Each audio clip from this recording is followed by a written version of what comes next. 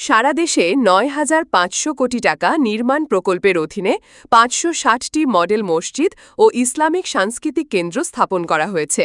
এই প্রকল্পের আওতায় ঐতিহ্যবাহী পাবনা জেলার কোনো এক উপজেলায় প্রায় ১৫ থেকে ২০ কোটি টাকা ব্যয়ে গড়ে ওঠা মডেল মসজিদ এটি।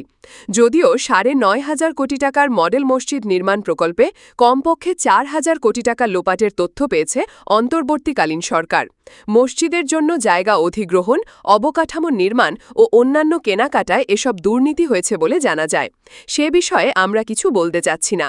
অযত্ন আর অবহেলার সাথে পাল্লা দিয়ে কুকুর বিড়ালের মতো হিংস্র প্রাণীর অভয়ারণ্যে পরিণত হয়েছে আল্লাহর ঘর খ্যাত মডেল মসজিদ। দায়িত্ব পালনের অবহেলায় পবিত্র মসজিদের এই করুণ দশা হলে এই দায় কার? প্রশ্ন রইল আপনাদের কাছে।